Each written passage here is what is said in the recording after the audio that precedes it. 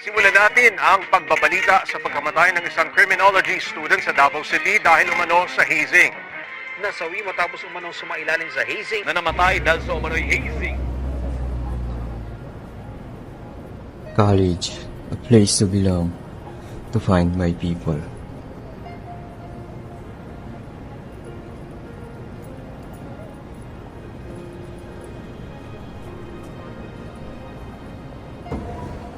Oy, Buds!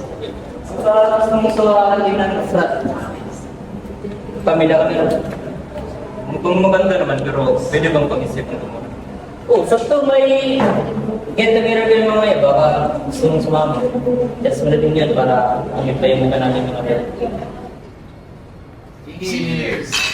Nga pala, may bagong membro tayo. Darating din na maya-maya. Pasok muna. Ito na yung tayo. Ito nga pala. Dito ka. Oh, isang bottle na, pre. Thank you. Mga Brad, si Leo pala, yung magiging bagong membro natin. Nga pala, Leo. Kung gusto mong sumali talaga, pero namang initiation phase, titignan namin kung gusto mo talagang maging parte ng brother. Oh, fine yan. Ano, kaya mo ba? Sige pa. Oh, kaya na pala. Cheers! Cheers! Dinig! Ito ay tungkol sa kapatiran. Hindi lang basta-basta mapagilang sa amin.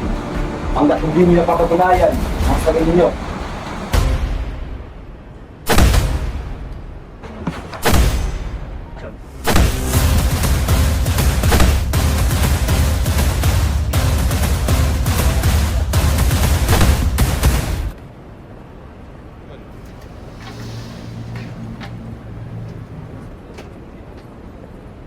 Pads, nangyari sa'yo?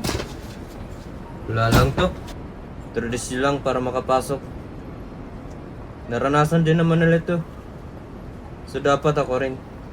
Pads, kung sinasaktan ka nila, higit pa yan sa tradisyon na sinasabi mo. Sure ka yan ang gusto mo.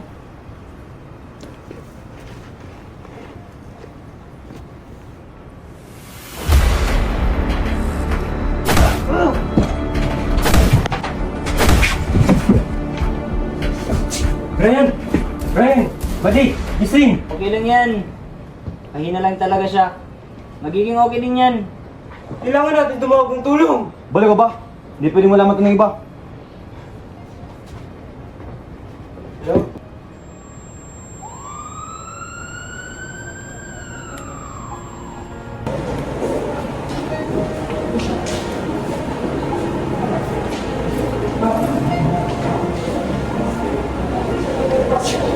Alam mo ba kung anong ginawa mo? Hindi ka dapat tumawag ng tulong! Kasalanan mo ba? Tingnan mo siya! Hindi na ito kapatiran! Tulad-tulad na to! Alam mo ba rin, ang totoong kapatiran, nananatili sa tradisyon.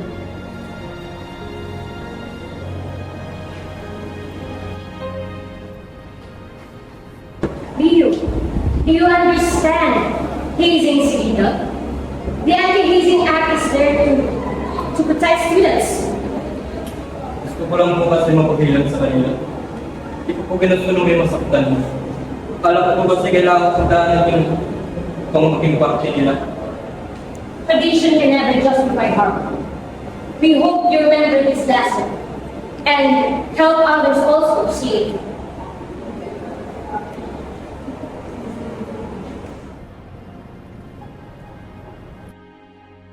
Hazing is a tradition. It's a crime. Brotherhood should be built on respect, not abuse.